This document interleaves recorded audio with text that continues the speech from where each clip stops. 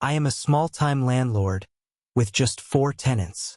Earlier this year, I had 2 sisters that didn't respond to my requests to add of the gal's husband to the lease, though he was living with them. Not a big deal. But did I mention the pit bull they also brought home without permission? I do allow pets and had previously approved their other dog. I asked nicely in person and by email in the months leading up to the malicious compliance. They also did not respond when I asked if they were happy there and wanted to renew their lease for the following year. I asked again. Then I emailed them notice that I would start showing the unit 2 days later. I try to be a nice landlord. I do. They had a newborn as well, so I scheduled all of the showings within a 2-hour window on the same night so I could be in their space as little as possible. Also, because they had not responded, and it was now serious crunch time for getting another tenant and my spouse worked all the following 2 weeks during evening showing hours, I had the delightful inconvenience of bringing my 2- and 6-year-old children with me to the showings. Because I'm not a corporation, I'm a small-time family landlord with kids. Try to imagine how difficult it is to conduct business meetings with 2 kids, right? Then imagine staggering showings every 15 minutes, with prospective tenants who are also bringing their own kids. Just to further clutter your imagination, this is an 800-square-foot, 2-bedroom apartment with a cozy entryway. So I arrive with my 2 kids to find that my tenants are still at home, along with the husband, the newborn, and the other sister's boyfriend. So that's 7 people in a small kitchen already. Then the first prospective tenants start arriving. Husbands, wives with kids, and some showing up early, so there's 2 sets of them.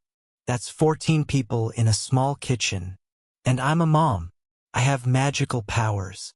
So I'm holding my toddler. My daughter is safely under the dining table coloring, and I'm chatting with the prospective tenants and directing traffic while my actual tenants prepare to depart.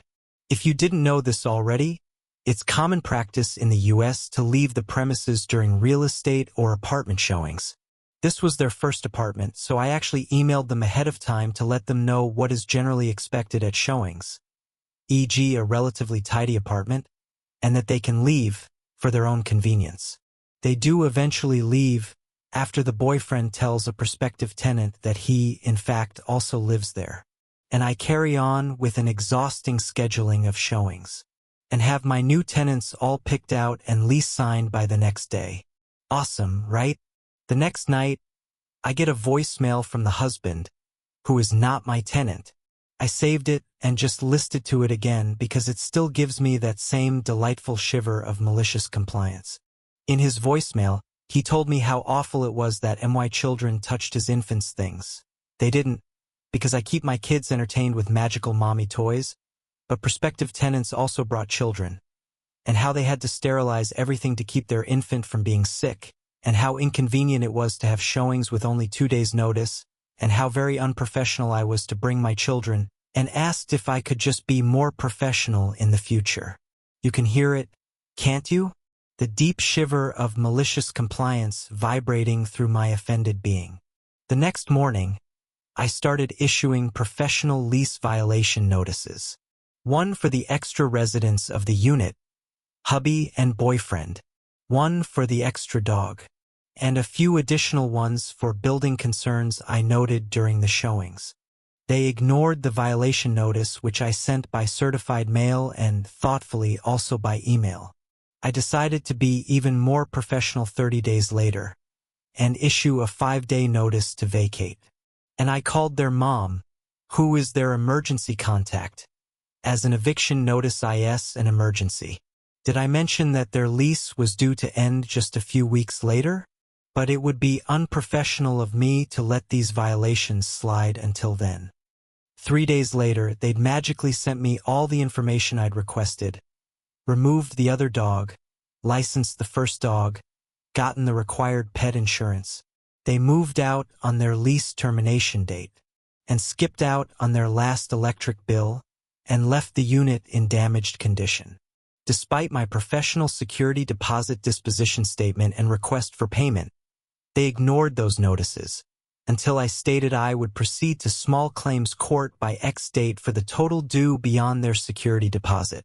On X date, they replied stating they didn't think it was fair that they should have to cover damages to the unit or pay any more money toward their utility bill. Yet, 2 months later, there we were in the lobby of the courthouse, sitting across from each other on uncomfortable waiting room benches. They're laughing among themselves about how they're going to get their full security deposit back. And I'm quietly reviewing my presentation notes to the judge and my sizable stack of evidence, photographs, videos. This was my first time in court, but I wasn't laughing. I was preparing. 1 hour later, we're back in the lobby and their mom is trying to write me a check for the full amount of the judgment. She doesn't have a pen. Her kids don't have a pen. I, however, have a pen. I cheerfully offer my pen. She writes the check and hands it to me, and, wait, I hold out my hand again. Got my pen back too. I was so proud of myself for not saying any of the sassy things in my head in that moment. You know why? Because I was being professional, as I'd been from the moment he'd left that voicemail.